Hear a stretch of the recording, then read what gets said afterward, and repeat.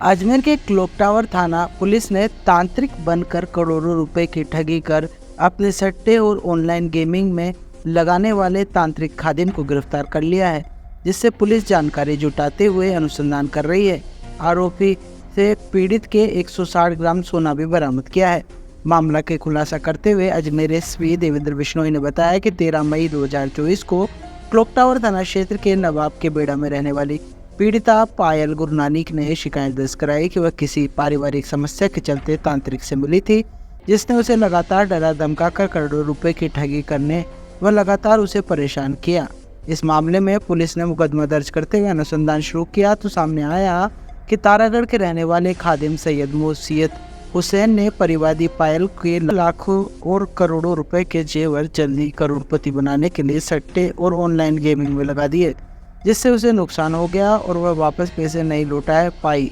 और मुथूट फाइनेंस से भी उसने सोने के जेवर रखकर गोल्ड लोन ले लिया। इस मामले में पुलिस ने आरोपी को गिरफ्तार कर लिया है, जिससे इस मामले में गहनता से पड़ताल शुरू कर दी गई है। वहीं तांत्रिक से 160 ग्राम के सोने के आभूषण बरामद कर लिए गए हैं। आरोपी से इस मामले में गहनता से पड़ताल कर अग्रिम अनुसंधान किया जाएगा। पुलिस तांत्रिक के रिकॉर्ड को खंगाल रही है, वहीं किस किस से संपर्क कर रहा था और इसकी जानकारी भी जुटाई जा रही है। पुलिस पड़ताल में सामने आया कि आरोपी तांत्रिक खादिम मसीयत हुसैन 2021-22 से ही परिवादी के संपर्क में था और उसे तांत्रिक विद्या का हवाला देकर डरा धमकाकर करोड़ों रुपए ऐंठ लिए थे और करीब 2.5 करोड़ रुपए उसने ऑनलाइन गेमिंग और सट्टे में लगा दिए हैं। फिलहाल इस पूरे प्रकरण को लेकर पुलिस अनुसंधान में जुटी है। आरोपी को न्यायालय में पेश कर रिमांड पर लिया जाएगा। इसके बाद इस मामले में गहनता से पड़ताल होगी।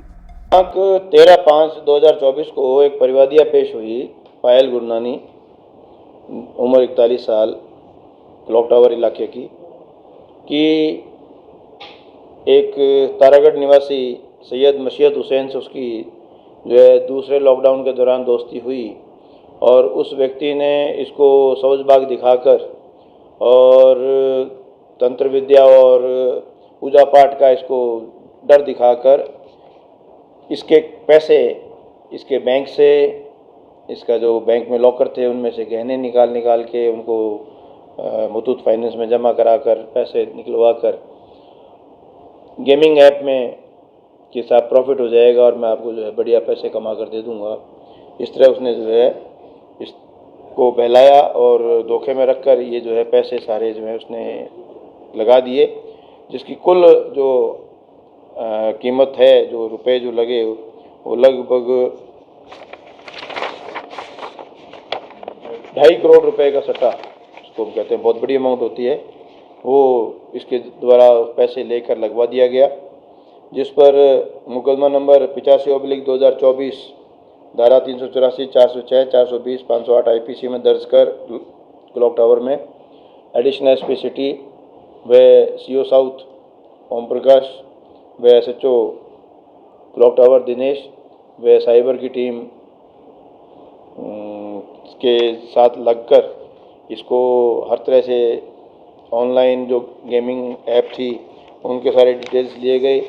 बैंक से लॉकर से डिटेल ली गई, मुथूट फाइनेंस से डिटेल ली गई। तो ये देखने में आया कि ये जो आरोपी है जिसको हमने गिरफ्तार किया है, तारागढ़ निवासी सैयद मसीयत हुसैन, ये सेंट स्टीफन से पढ़ा हुआ है, MCOM इसने शिक्षा प्राप्त कर रखी है और खादिम का भी काम कर रहा था, लेकिन इसको एक गेमिंग ऐप की लत लगी जिसमें ये